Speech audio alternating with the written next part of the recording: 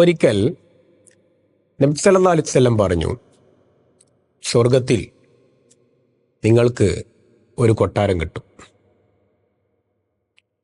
അത് പുറത്തും നോക്കിയാൽ ഉള്ളിലേക്ക് കാണും, ഉള്ളും നോക്കിയാൽ പുറത്തേക്കും കാണും.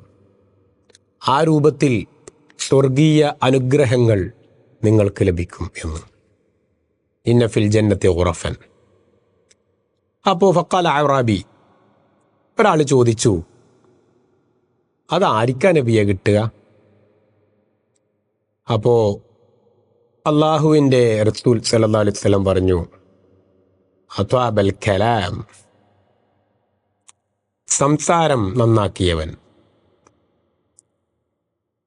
മറ്റുള്ളവർക്ക് മുന്നിൽ തൻ്റെ സംസാരത്തെ നന്നാക്കിയവർക്ക് ലഭിക്കും. വ അദാമത് സിയാം, നോമ്പ് പതിവാക്കിയവർക്കും അത് ലഭിക്കും എന്ന് പറഞ്ഞു. വ അത്അമത് തുആം, ഭക്ഷണം കൊടുത്തവർക്കും ലഭിക്കും എന്ന് പറഞ്ഞു.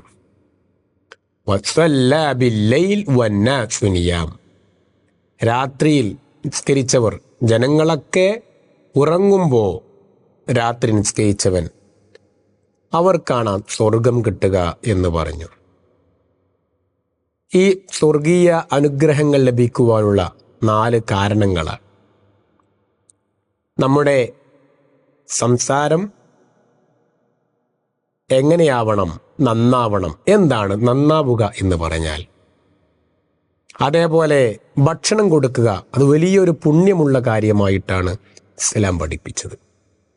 മറ്റുള്ളവർക്ക് വെള്ളം കൊടുത്താൽ, ഭക്ഷണം കൊടുത്താൽ, ദാഹം മാറ്റിയാൽ ഒക്കെ പ്രതിഫലാർഹമായ കാര്യമാണ് എന്ന് ഇസ്ലാം പഠിപ്പിച്ചിട്ടുണ്ട്.